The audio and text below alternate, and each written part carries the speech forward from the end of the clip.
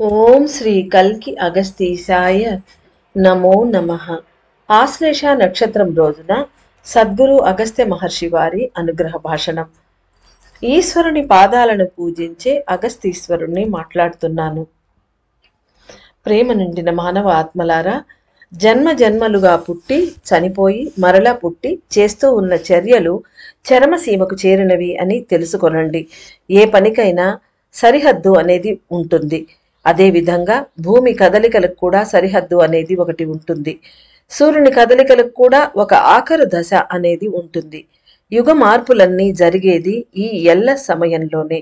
ఈ సమయంలో కలియుగ ఎల్లలో జరగనున్న సంఘటనల ప్రారంభంలో చిక్కి ఉన్న ఆత్మలను విడిపించుటకై దైవశక్తి కూడా తోడుగా వస్తున్నట్లుగా తెలుసుకోవాలి. కాలము వీర్యవంతంగా మార్పు చెందుతున్నది. ఇలాంటి పరిస్థితులలో ఈ భూమిపై ఏ ఒక ఆత్మ కూడా నివసించుటకు వీలు కాదు.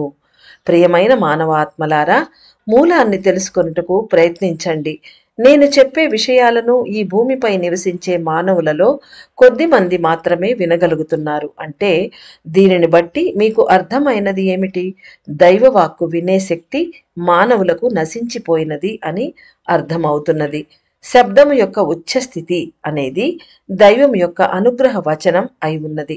దానిని గ్రహించి స్వీకరించే సమర్థత లేని వారంతా కలి అనే పెనుమాయలో చిక్కి ఉన్నవారే అయి ఉన్నారు. ఇక్కడ అగస్త్యుల వారు ఏం చెప్తున్నారంటే, శబ్దం యొక్క ఉచ్చస్థితి అనేది దైవం యొక్క అనుగ్రహ వచనం. అంటే భగవంతుని వాక్కు నే శబ్దము అని ఇక్కడ చెప్తున్నారు.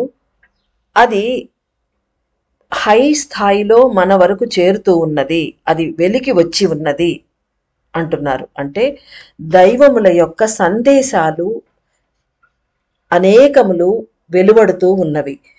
దాన్నే శబ్దం యొక్క ఉచ్చస్థితి అని ఇక్కడ చెప్తున్నారు. ఆ ఉచ్చస్థితులు అనగా అనుగ్రహ వచనములు అనగా దైవముల యొక్క లేదా దైవం యొక్క సందేశాలు వెలువడుతూ ఉన్నవి. వాటిని వినే శక్తి మానవులకు నశించిపోయి ఉన్నది. ఇది ఇప్పుడు జరుగుతున్న విషయం. దానిని గ్రహించి స్వీకరించే సమర్థత లేని వారంతా కలి అనే పెనుమాయలో చిక్కి ఉన్నవారే అయి ఉన్నారు. అంటే దైవ వాక్కు మనం వినలేకపోతున్నామంటే దానికి కారణం కలి అనే పెనుమాయ. నేను తెలియజేయాలి అని ప్రయత్నిస్తున్న విషయాలను మీరందరూ వినాలి. మానవుల చెవి తెరలు అన్నీ బలంగా ఉన్న కారణాన దైవ సంకల్పాలు బలహీనపడుతూ ఉన్నవి. దైవ సంకల్పం అంటే దైవం ఒకానొక విషయాన్ని సంకల్పం చేసుకొని, అనగా భూమి మీద మానవులను ఉద్ధరించటానికై కొన్ని సంకల్పాలను చేసుకొని వాటిని సందేశాల రూపంలో శబ్ద రూపంలో వెలికి పంపిస్తూ ఉన్నారు. అవి మంత్రాలు కావచ్చు, సందేశాలు కావచ్చు, ఒక గురు రూపం కావచ్చు, ఏదైనా కావచ్చు. ఆ సంకల్పాలు ఇప్పుడు మన మానవుల కలియుగ ఎల్లలో ఉన్న మానవుల చెవి తెరల బలంగా అయి ఉన్న కారణాన దైవ సంకల్పాలు అనేటివి, దైవ నిర్ణయాలు, సంకల్పాలు, వారి సందేశాలు అనేవి బలహీనపడుతూ ఉన్నవి అని తెలియజేస్తున్నారు. చాలా కొద్ది ఆత్మలు మాత్రమే వీటిని అర్థం చేసుకొని స్వీకరిస్తూ ఉన్నారు. చెవి లోపలి తెరలు తొలగింపబడినప్పుడు మాత్రమే దైవముల సందేశములు లోపలికి ప్రవేశించి ప్రాణాన్ని చేరి అవి శక్తులుగా మారగలవు. అంటే దేవుడి సందేశం అంటే మన ఇంట్యూషన్గా, మనకు ఒక ఆదేశంగా, ఒక శక్తిగా మారి లోపల పనిచేస్తుంది. అది మనకి ఇంట్యూషన్ రావట్లేదు, మన భగవంతుని మార్గంలో ప్రయాణం చెయ్యట్లేదు అంటే ఏమి కారణం అంటే మన చెవులకు ఉన్న పొరలు, ఆ పొరలు తెరలు అవన్నీ బలంగా ఉన్న కారణాన దైవ సందేశం లోపలికి వెళ్ళట్లేదు, వెళ్ళి శక్తిగా మారట్లేదు అని మనం అర్థం చేసుకోవాలి. కళ్ళకి ఎలాగైతే మంచి చెడు విచక్షణ తెలియకుండా తెరలు ఉన్నాయి అని అంటారో, అదే విధంగా కళ్ళు కనబడుతూ ఉన్నా, మనం అన్యాయాన్ని అధర్మాన్ని చూస్తూ ఉన్నా మనం చలించటం లేదు అంటే కళ్ళకు తెరలు గమ్మాయి అని అర్థం. అదే విధంగా దైవ వాక్కు, దైవ సందేశం వినపడటం లేదు అంటే చెవి లోపల అంతర్ శ్రవణేంద్రియాలు అనేవి, వాటికి బలమైన తెరలు అడ్డుగా ఉన్నాయి అని మనం అర్థం చేసుకోవాలి. పంచభూత మూలకాలు అంతరంలోను అనగా లోపల, బాహ్యంలోను ఒకటిగా కలిసి పనిచేయును. బాహ్యంలో ఉష్ణం రూపంలో, శబ్దం రూపంలో వికసిస్తున్న దైవ శక్తిని మానవులు అంతర్శ్రవణేంద్రియముల ద్వారా అనగా లోపలి చెవుల ద్వారా, అనగా ఇవి సటిల్గా ఉండే శ్రవణేంద్రియాలు అంటే వినికిడి శక్తిని ఉండే ఇంద్రియములు, వాటి ద్వారా లోపలకు తీసుకోలేని కారణాన ఉష్ణశక్తి మాత్రమే భూమిపై పడుతూ అధికం అవుతూ ఉన్నది. అనగా ఒక శబ్దం అనేది మొదట ఉష్ణం రూపంలో ఉంటుంది, ఆ తర్వాత అది శబ్ద రూపంలోకి మారుతుంది. కానీ ఎప్పుడైతే మనం లోపల వినలేకపోతున్నామో అది పరావర్తనం చెంది అంటే దానికి అడ్డుకొని మరలా వెనక్కి బ్యాక్ బౌన్స్ అవుతోంది, అది మరలా తిరిగి ఉష్ణశక్తిగా మారిపోతుంది. ఇది కంప్లీట్గా ఒక సూత్రం మీద ఆధారపడి పనిచేస్తూ ఉంటుంది. రిపెల్ అయ్యి మరలా ఉష్ణశక్తిలాగే మారి భూమిపై పడుతూ ఉన్నది. కాబట్టి భూమి మీద ఉష్ణశక్తి మాత్రమే అధికం అవుతూ ఉన్నది. అధిక వేడిమి కారణంగా అతీత అయస్కాంత శక్తి అయిన ఆకాశ మూలకాలు ఆకర్షించబడుతున్నవి. దీని వలన ఒక మంచి విషయం కూడా జరుగుతున్నది. అతీతమైన అయస్కాంత శక్తి, అధిక వేడిమి కారణంగా అయస్కాంత శక్తి అయిన ఆకాశ మూలకాలు అనేవి ఆకర్షించబడుతూ ఉన్నవి భూమిపైకి.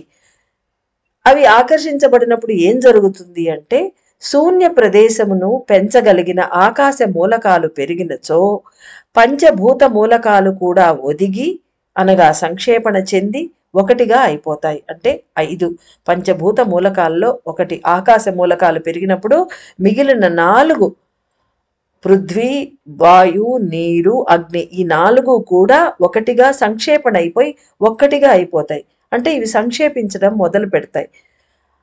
అప్పుడు శూన్య ప్రదేశంలో అన్నీ సంక్షేపించును. ఈ రసాయనిక చర్య ఇప్పుడు జరుగుతుంది ఉష్ణశక్తి అధికమైన కారణంగా. అప్పుడు ఏమవుతుందో చెప్తున్నారు. ప్రియమైన మానవులారా, ఆత్మ యొక్క మూలమైన ప్రేమను తెలుసుకొని వెలిపరచండి. ప్రేమ ఒకటే శూన్యాన్ని పెంచి నిర్మలత్వాన్ని ఇవ్వగలదు. శూన్య ప్రదేశం పెరుగుతోంది, అంతవరకు కరెక్టే, అంతా మంచిగానే ఉన్నది. కానీ అక్కడ ప్రేమ రాహిత్యం, ప్రేమ లేనందువల్ల దైవశక్తి మనం ఆకర్షించి శూన్య ప్రదేశంలో పెట్టుకోలేము. మన ముందరి మెసేజ్ల్లో అన్నిట్లో ఇదే మాటి మాటికి చెప్తూ ఉన్నారు కాలభైరవ స్వామి కూడా. కాబట్టి శూన్య ప్రదేశాలలో ప్రేమ అనేది చాలా ముఖ్యం, తద్వారా దైవశక్తి ఆకర్షించబడుతుంది. ప్రియమైన మానవులారా, ఆత్మ యొక్క మూలమైన ప్రేమను తెలుసుకొని దానిని వెలిపరచండి అనగా ప్రేమను ఎక్స్ప్రెస్ చేయండి అంటున్నారు. ప్రేమ ఒకటే శూన్యాన్ని పెంచి నిర్మలత్వాన్ని ఇవ్వగలదు. ప్రేమ పెరగాలి, నిర్మలత్వం తద్వారా రావాలి. భూమిని చుట్టి అధికమయ్యే ఉష్ణమే సాక్షిగా ఉన్నది. అంటే ఈ జరిగే ఘటనా కార్యక్రమానంతటికీ ఉష్ణశక్తి భూమి మీద పెరిగి ఉన్నది అని మనకు తెలుసు కదా, అదే సాక్షి అంటున్నారు. వేడిమి పెరిగినచో అయస్కాంత శక్తి నిండిన అణువులైన ఆకాశ మూలకాలు పెరుగును. ఆకాశ మూలకాల్లో అంటే వాటిలో కూడా స్పేస్ మాలిక్యూల్స్, అవి అణువుల్లో అవి వాటిలో అయస్కాంత శక్తి అధికంగా ఉంటుంది. ఈ వేడిమి వల్ల అవి అట్రాక్ట్ అయి ఎర్త్ మీదకి ఆకర్షించబడుతూ ఉంటాయి, ఆకర్షించబడి కిందకు వస్తూ ఉంటాయి. అప్పుడు శూన్యం పెరుగుతుంది మన లోపల. శూన్యము పెరిగినచో అన్ని ఆత్మలు ఆకర్షించబడి సంక్షేపణ చెందును. ఇక్కడ ఆకాశ మూలకాల కారణంగా బయట కూడా శూన్య శక్తి పెరిగినచో స్పేస్లో అన్ని ఆత్మలు పైకి ఆకర్షించబడతాయి, సంక్షేపణ చెందుతాయి అంటున్నారు. ఇక్కడి వరకు అంతా మనకు పాజిటివ్గానే అనిపిస్తోంది. కానీ దీనికి వ్యతిరేకంగా జరుగుతోంది. ఎందువల్లంటే మనకు ప్రేమ రాహిత్యం, ప్రేమను ఎక్స్ప్రెస్ చేయడం మానవులకు తెలియటం లేదు. దానివల్ల శూన్యము పెరిగినచో అన్ని ఆత్మలు ఆకర్షించబడి సంక్షేపణ చెందును. ఈ సమయంలో నేను మీకు ఒక సత్యాన్ని తెలియజేస్తాను. సూర్యుని కాంతి కిరణాలు శూన్యశక్తులు నిండిన ఆకాశ మూలకాలుగా పెరిగి వస్తున్నట్లుగా తెలుసుకోండి. అంటే సూర్యుని నుంచి కాంతి కిరణాలు ప్రతిరోజు వస్తాయి. వాటిట్లో ఈ కింద ఉండే వేడి పెరిగిన కారణంగా ఆకాశ మూలకాలు ఏవైతే ఉన్నాయో అవి అట్రాక్ట్ అయ్యాయి అని చెప్పారు కాబట్టి అవి సూర్యకాంతి కిరణాల్లో కలిసిపోయి వస్తూ ఉన్నాయి. శూన్యశక్తులు నిండిన ఆకాశ మూలకాలు అంటే స్పేస్ మాలిక్యూల్స్ అవి వస్తూ ఉన్నాయి. అవి వచ్చి మనలో సర్టన్ రసాయనిక చర్యను చేస్తాయి.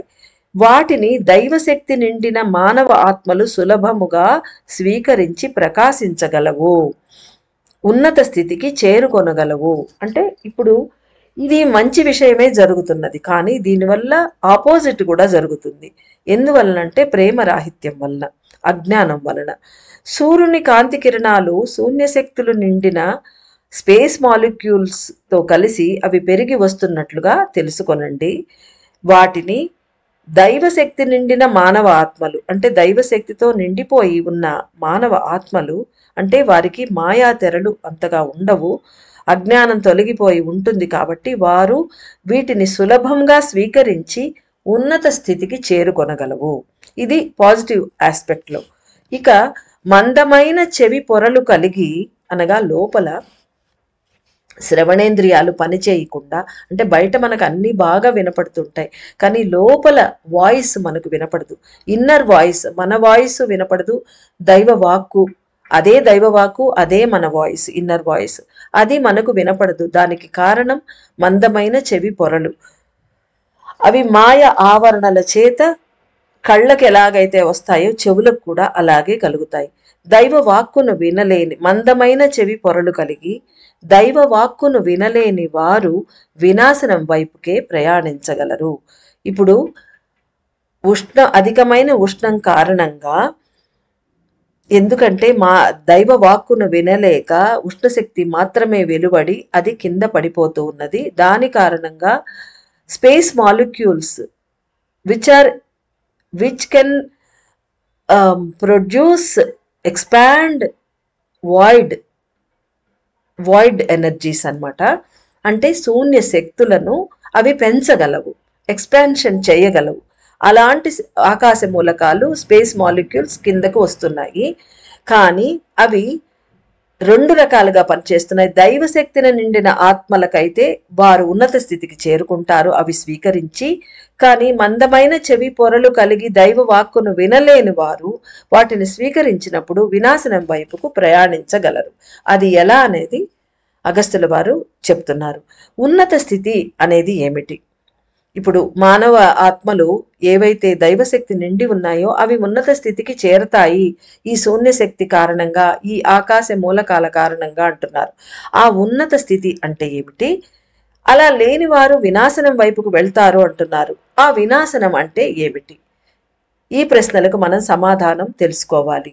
అధికమై వస్తున్న ఆకాశ మూలకాలను, స్పేస్ మాలిక్యూల్స్ను స్వీకరించి శూన్యమును పెంచుకొని ప్రేమను పంచి జీవించేవారు తమ ఆత్మను సంపూర్ణంగా పరమాత్మతో ఐక్యం చేసుకోగలరు, లేదా తమ ఆత్మను పరమాత్మలో ఐక్యం చేసుకోగలరు. అంటే వారు శూన్యాన్ని ప్రేమతో నింపుకుంటారు. మనసులో ఉండే ప్రేమనంతా బయటకు పంచేసి ఆ శూన్యంలో పరమాత్మను నింపుకొని పరమాత్మతో ఐక్యం అయిపోతారు. అంటే వారి ఎగ్జిస్టెన్స్ లేకుండా పరమాత్మతో ఏకీకారం అయిపోతారు.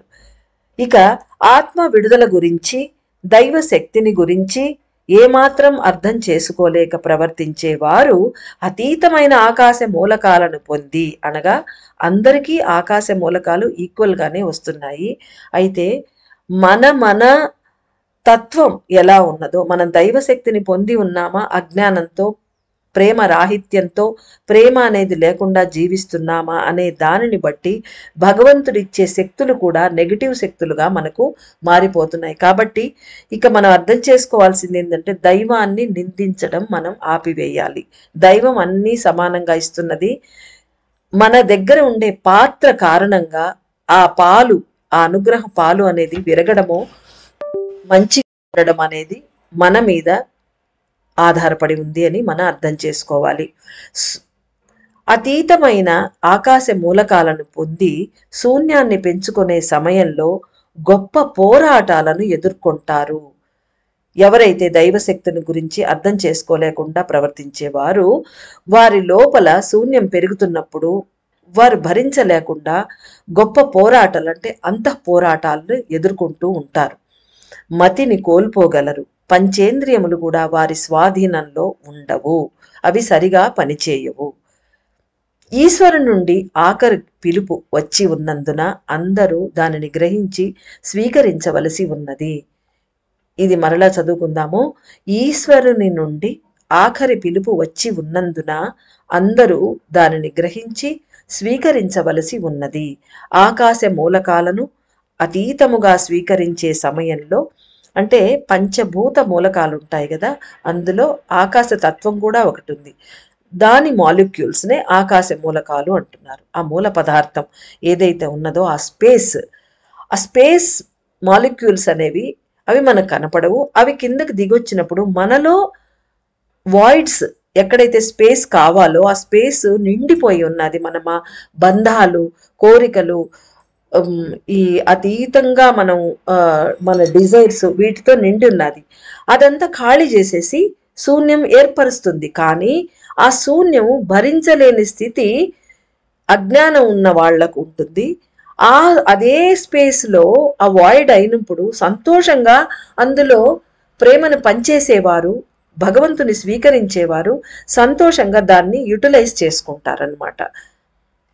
ఇది మనం ఇక్కడ అర్థం చేసుకోవాలి. ఆకాశ మూలకాలను అతీతంగా స్వీకరించే సమయంలో శూన్యం పెరుగును, బుద్ధి అణువులు శక్తిని కోల్పోవును. ఇది బుద్ధి అణువులు శక్తిని కోల్పోవడం అనేది మనం ఇంతకు ముందు విన్న మెసేజ్ల్లో ఇది పెద్ద పాజిటివ్ ఆస్పెక్ట్. దీనికోసమే మనం ఇంత సాధన చేస్తూ ఉన్నాం. బుద్ధి అణువులు విపరీతంగా పనిచేస్తే లాజిక్ పనిచేసి మనల్ని భగవంతుణ్ణి వద్దకు చేరనీయకుండా అడ్డం పడుతూ ఉంటుంది. కలియుగంలో మెయిన్ ఈ బుద్ధి అణువులు విపరీతంగా పనిచేసి ఉష్ణశక్తిని వెలువరుస్తూ ఉంటాయి. దానివల్ల మనం లైట్ బ్రిడ్జి వరకు వెళ్ళలేము. మధ్యలో లాజిక్స్ వస్తూ ఉంటాయి. ఆ లాజిక్స్ అదేంది ఇదేంది ఇలాంటి చెత్త లాజిక్ మాట్లాడి మనల్ని ముందుకు పోనివ్వవు. అంటే చాలా ఇంటెలిజెంట్గా ఉంటాము భూలోకంలో, అలా అని మనం అనుకుంటూ ఉంటాము. దానివల్ల మనకు ఒరిగేదేం లేదు, లాస్ట్లో వినాశనమే. కాబట్టి ఈ బుద్ధి అణువులు శక్తిని కోల్పోవటం అనేది పాజిటివ్ ఆస్పెక్టే. అయితే ఎవరైతే అజ్ఞానంతో ఉంటారో వారు ఇంకా భగవంతుని తెలుసుకోలేక భగవంతుని వాక్కు ఏదైతే ఉన్నదో దాన్ని లాజిక్తో ముడిపెట్టి ఇది కాదు, ఇదంతా ఉత్త ట్రాష్, భగవంతుడు మాట్లాడేదేంది, భగవంతుడి సందేశం ఏంది అనుకుంటూ ఉండే వాళ్లకు ఈ బుద్ధి అణువులు శక్తి కోల్పోవడం అనేది వారిలో విపరీత దిశలోకి పోతుంది. ఎలా అంటే మతి కోల్పోతారట వాళ్ళు. అంటే మందబుద్ధులు ఆల్రెడీ బుద్ధి పోతే మందబుద్ధులు అవుతారు. మతి అక్కడ దైవశక్తి పనిచేస్తే విపరీతమైన జ్ఞానం వస్తుంది. విపరీతమైన జ్ఞానం ఎలా వస్తుంది అంటే దైవశక్తిని మనం పెంచుకోవాలి. అలా పెంచుకోలేనప్పుడు ఏమవుతుంది, ఉన్న బుద్ధి కూడా పోయి మందమతులై బుద్ధిహీనులై మతి కోల్పోతారు. మతి కోల్పోయి పనులు చేసే మానవులు రెండు విధములైన పనులు చేస్తారు. ఇక్కడ రెండు ఆస్పెక్ట్లు, పాజిటివ్ నెగిటివ్ ఆస్పెక్ట్లు చెప్తున్నారు. దైవాన్ని తెలుసుకుని స్వీకరించేవారు తమ ఆత్మ యొక్క శూన్యం పెరుగుతున్నది అనియో, ఆకాశ మూలకాలు అధికమై అయస్కాంత శక్తి అనబడు ఆకర్షణ శక్తిని పెంచుకొని ఆత్మను ప్రాణాన్ని రెండింటినీ కలిపి పెనవేసి పైకి వెళ్ళి అనగా ఆకాశం వైపు ప్రయాణించే తత్వాన్ని గ్రహించి స్వీకరిస్తారు. ఇది పాజిటివ్ ఆస్పెక్ట్. మనం ఇంత కాలభైరవ పూజ నుంచి మనం మొదలుపెట్టి ప్రాణాన్ని ఒదిగింపచేసి సంక్షేపణ చేసి ఆత్మలో కలిపి ఆత్మను పరమాత్మ వైపు ప్రయాణించడానికే మనం ఇన్ని సాధనలు చేస్తూ ఉన్నాం. సో ఈ శూన్యం పెరగంగానే దైవ చింతన గలవారు, ప్రేమ అపారంగా పంచేవారు, వారు తెలుసుకొని ఈ మంచి అవకాశాన్ని యూటిలైజ్ చేసుకొని ఆకర్షణ శక్తిని పెంచుకొని ఆత్మను ప్రాణాన్ని రెండుటిని కలిపివేసి ఆకాశం వైపు వెళ్లే తత్వాన్ని గ్రహించి స్వీకరిస్తారు. ఇక రెండవ ఆస్పెక్ట్లో దైవ చింతన లేక ప్రేమ రాహిత్యంతో, అనగా ప్రేమ వారిలో ఉండదు, వారు ఉన్నా కూడా దాన్ని పంచుకొనరు, వేరే వారికి పంచిపెట్టరు. వారు పంచితేనే వారికి ప్రేమ వస్తుంది అనే చిన్న విషయం వారికి తెలీదు. మాయలో మునిగి ఉన్న ఆత్మలు కూడా అతీత అయస్కాంత శక్తిని కలిగిన ఆకాశ మూలకాలను స్వీకరించే సమయం దగ్గర పడింది. అంటే ఎవరికైనా ఆకాశ మూలకాలు వస్తూ ఉన్నాయి, అవి కిందకు వచ్చేదే. అంటే ఇంకా దైవం ఇంకా లాస్ట్ స్టేజ్కి సంధికాలం వచ్చేసింది, ఎడ్జ్కి వచ్చేసాం కాబట్టి ఈ ఆకాశ మూలకాలు స్పేస్ మాలిక్యూల్స్ ఏవైతే ఉన్నవో అవి భూమిపైకి ఆకర్షించబడుతున్నాయి, విపరీతంగా వస్తూ ఉన్నాయి. అయితే దైవ చింతన లేక ప్రేమ రాహిత్యంతో మాయలో మునిగి ఉన్న ఆత్మలు కూడా అతీత అయస్కాంత శక్తిని కలిగిన ఆకాశ మూలకాలను స్వీకరించే సమయం దగ్గర పడింది. కానీ ఆ సమయంలో తమ అజ్ఞానం కారణంగా తమలో వస్తున్న మార్పులను గ్రహించలేక, అంటే వాళ్ళు డినై చేస్తారు. ఎందుకంటే వాళ్ళకి దైవ చింతన ఉండదు, ప్రేమ ఉండదు, అన్నిటికీ అహంకారం అడ్డొస్తూ ఉంటుంది. ఏదైనా యాక్సెప్ట్ చేయాలి, ఎవరన్నా చెప్పారంటే వాళ్ళకి అహంకారం అడ్డం వచ్చి వాళ్ళు యాక్సెప్ట్ చెయ్యరు. అన్నిటికీ ఒక ఆర్గ్యుమెంట్ అంటే లాజిక్ అది చేస్తూ చేస్తూ అలానే ఉండిపోయి నశించిపోవడానికి రెడీ అవుతారు. కానీ వాళ్ళు ఎవ్వరి దగ్గర వంగి కొంత జ్ఞానాన్ని అయితే తీసుకోరు. అందువల్ల తమలో వస్తున్న మార్పులను కూడా యాక్సెప్ట్ చేయరు. తెలుస్తూ ఉన్నా కూడా వాళ్ళు యాక్సెప్ట్ చేయరు. ఇది మనలో ఎవరికైనా మనకు ఉంటే మార్పులు తీసుకొని వస్తున్నది వాటిని గ్రహించుకొని ఆ మార్పులను యాక్సెప్ట్ చేసుకోవాలి అని అగస్త్యుల వారు కోరుకుంటూ ఈ మెసేజ్ మనకు ఇస్తున్నారు అని గ్రహించాలి. ఆ సమయంలో అజ్ఞానం కారణంగా తమలో వస్తున్న మార్పులను గ్రహించలేక మతి కోల్పోయి బాధలు పడతారు. అది వారికి జరిగేది. అంతేకాక తమలో పెరుగుతున్న ఆకాశ మూలకాలను తెలుసుకోలేని కారణాన అనవసరమైన కార్యములను కూడా చేస్తూ ఉంటారు.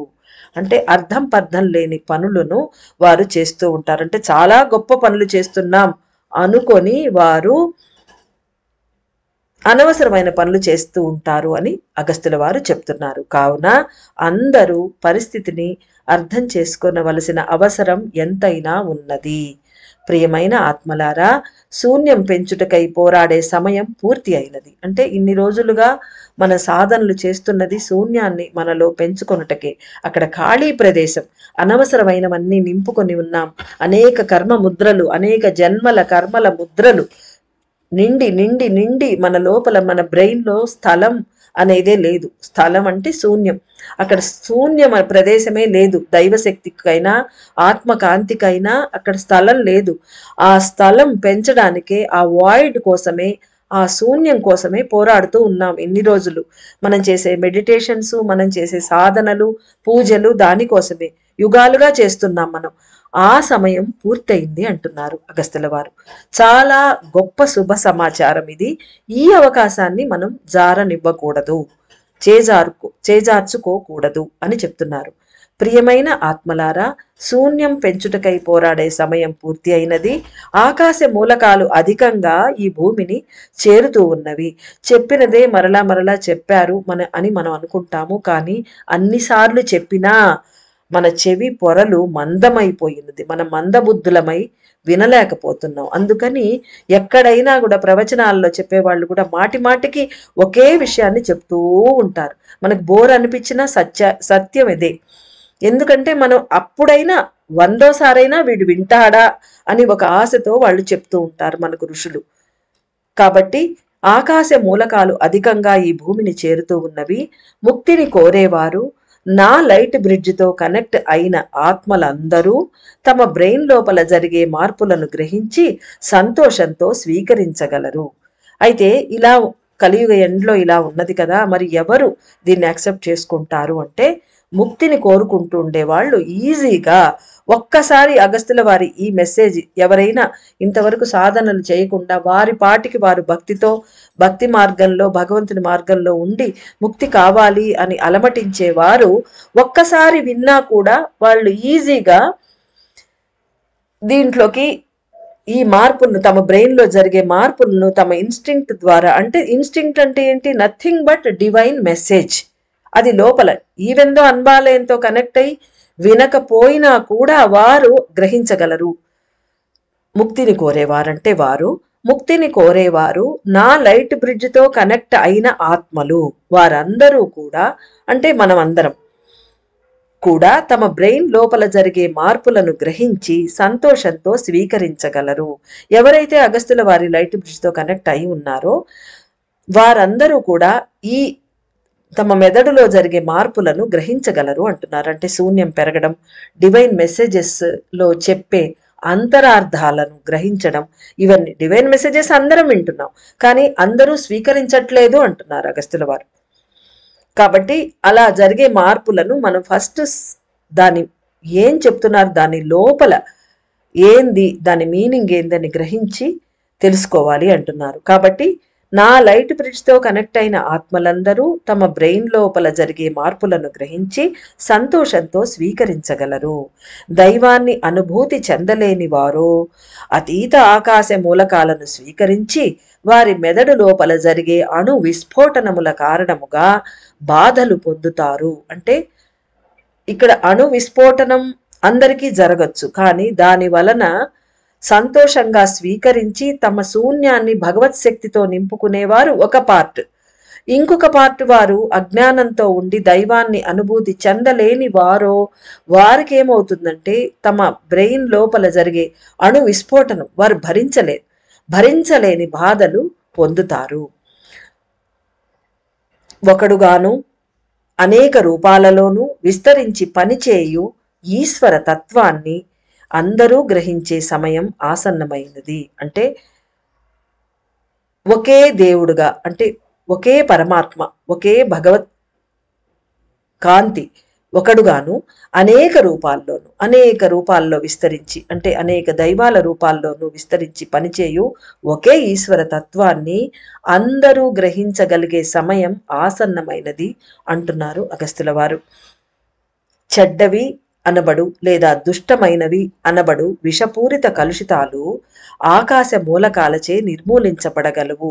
అంటే ఇది అందరికీ జరుగుతుంది. ఇది అయితే దాన్ని ఎలా తీసుకోవాలి అనేది వారి వారి జ్ఞానం, వారి వారి ఆత్మ నిర్మలత ఎప్పుడు వస్తుంది? పైన చెప్పినట్టుగా ప్రేమను పంచినప్పుడే వస్తుంది. ఆ ఆత్మ నిర్మలం అవుతుంది. ఆత్మలో కలుషితాలు ఆవరించి ఉంటే అది ఆ విషపూరిత కలుషితాలన్నీ నిర్మూలించబడినప్పుడు ఏర్పడే శూన్యాన్ని వాళ్ళు భరించలేరు. ఆ శూన్యాన్ని ఏదో జరిగిపోతున్నదని వాళ్ళు చట్పట్లాడిపోతారనమాట. అంటే తనకలాడిపోతారు అని చెప్తారు తెలుగులో. అలా అయిపోతుంది వాళ్ళ పరిస్థితి.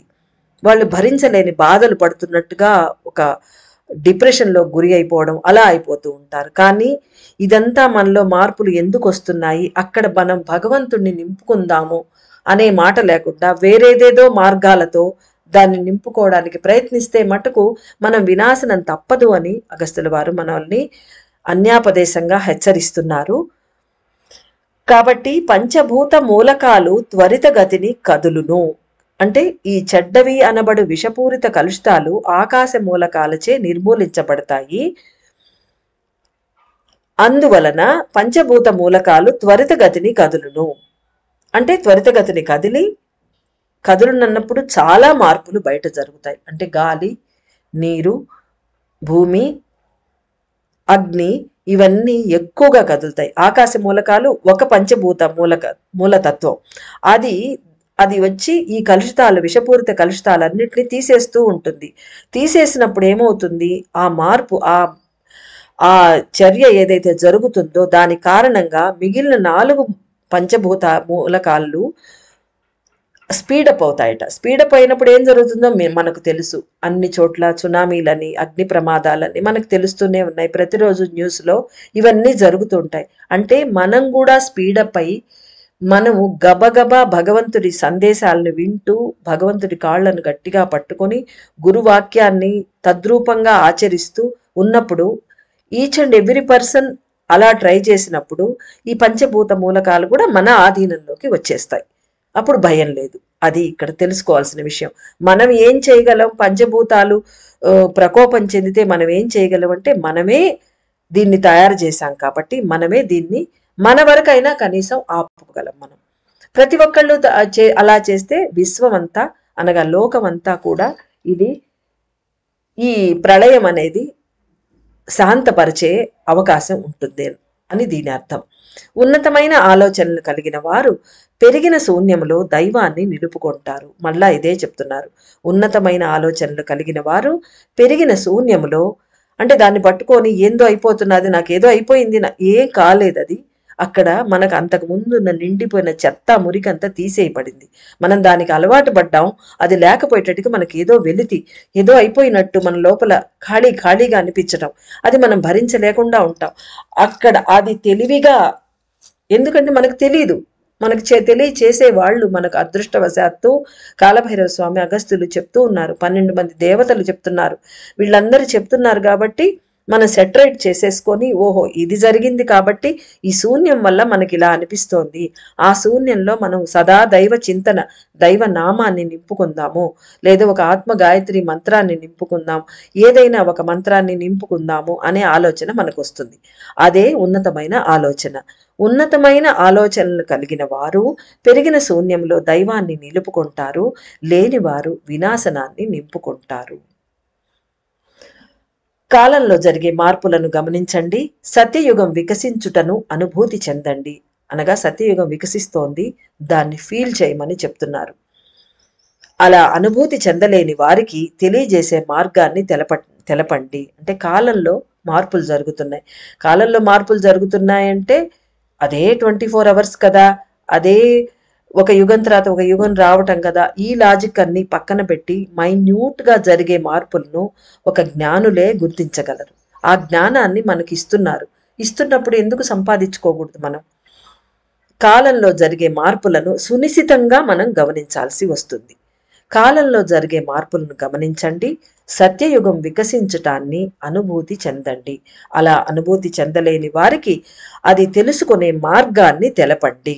అంటే ఎవరైతే తెలుసుకుంటారో వారి బాధ్యత అనేది తెలియని వారికి తెలియజేయడం. వాళ్ళు విన్నా వినకపోయినా అనేక సార్లు చెప్పి ఆ తర్వాత వారి కర్మకు వారిని వదిలివేయటమే. కానీ మొదట మానవ ప్రయత్నం అయితే చెయ్యాలి. ఎందుకంటే గురువు చెప్తున్నారు కాబట్టి. ఆత్మ గాయత్రి మంత్రాన్ని అర్థం తెలుసుకొని పలికి అందరి ఆత్మలను నా లైట్ బ్రిడ్జ్తో కలిపివేయండి. అందరూ సత్యలోకంలోకి సులభముగా ప్రవేశించెదరుగాక. ప్రేమ నిండిన ఆశీస్సులు.